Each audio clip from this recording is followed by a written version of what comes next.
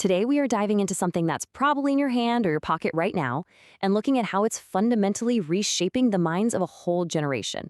We're talking about the brain on social media. All right, let's just start with a number 95%. According to the US Surgeon General, that is the slice of American teens, we're talking ages 13 to 17, who use a social media platform. It's nearly universal. Now, here's another number for you 4 months. That's the average age that kids are now getting regular screen time. Just let that sink in for a second. Back in 1970, that number was 4 years. So we've gone from growing into a digital world to being born right into the middle of it. And that brings us to this idea of a digital childhood. Because, this isn't just about a little extra screen time. We are talking about a complete reinvention of what it even means to grow up. And it's starting way before kids can even read the terms of service that they're supposedly agreeing to. So you've got these official rules that say you have to be 13, right? But the reality on the ground is that almost 40% of kids between 8 and 12 are already on social media. They're trying to navigate this digital world that, honestly, was never built for them in the first place. So what is it that makes these platforms so captivating, so irresistible, especially for a young, developing mind? Well, it's not magic. And it is definitely not an accident. It is all about meticulous, deliberate design. See, the entire social media economy runs on one key thing: engagement. And let's be clear, it's not about helping you connect with friends. It's about keeping your eyeballs on the app. As one former Google designer even admitted, their whole job was to get you to click, tap, and scroll as much as humanly possible. Why? Because in this world, your attention is the product that's for sale. And boy, do they have a powerful toolbox to grab that attention. You've got the infinite scroll, which completely gets rid of any natural stopping point. You've got push notifications, designed to pull you right back in. And then, of course, there's the like button, a brilliant little feature engineered to tap directly into a teenager's deep-seated need for social validation. And this quote just perfectly illustrates how this is understood inside the companies. Unsealed court documents from lawsuits against Meta show employees making some pretty startling admissions. One called the app a drug, while another just commented, "Lol, we're basically pushers." In fact, you've got these landmark lawsuits happening right now that are accusing these companies of borrowing their tactics directly from the playbooks of big tobacco and the casino industry. Two industries, by the way, that absolutely perfected the art of hooking users when they're young and most vulnerable. Okay, so what's really fascinating here is what happens when this incredibly powerful attention machine meets a brain that is still very much under construction. The neurological impact, it's profound. Now, this is a really, really important point. Not all screen time is created equal. There's a huge difference between using a screen for something active, like, say, an educational game, and just passively scrolling through a social media feed.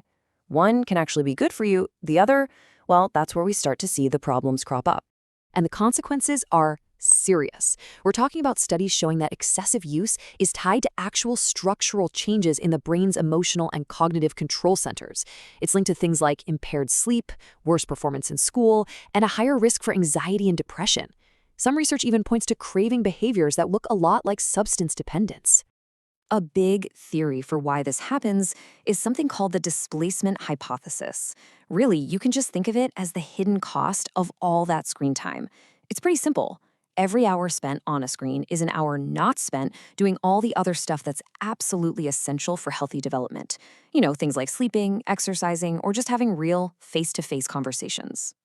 And that displacement is huge. I mean, while health experts recommend a limit of about an hour and a half of discretionary screen time for 12 to 15-year-olds, the average 8th and 10th grader is already clocking in at 3.5 hours a day, just on social media alone.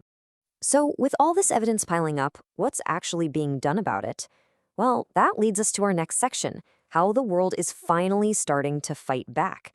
Governments are no longer just sitting on the sidelines. The pace of this regulation is really picking up.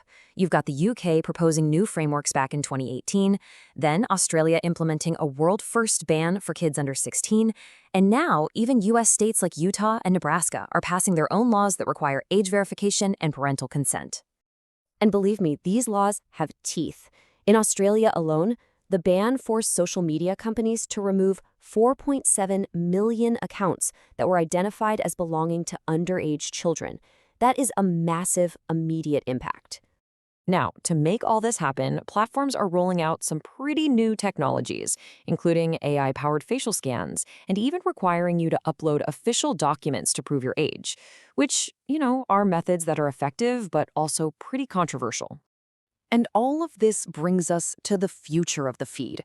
Because these groundbreaking laws are kicking off a fierce and, frankly, unnecessary debate about privacy, about our rights, and about the very nature of the internet itself. All eyes are on Australia right now. As Michael Posner of NYU puts it, this is a hugely important test case. If this whole thing is seen as a success, you could easily see a domino effect, with governments all over the world saying, hey, let's do that too.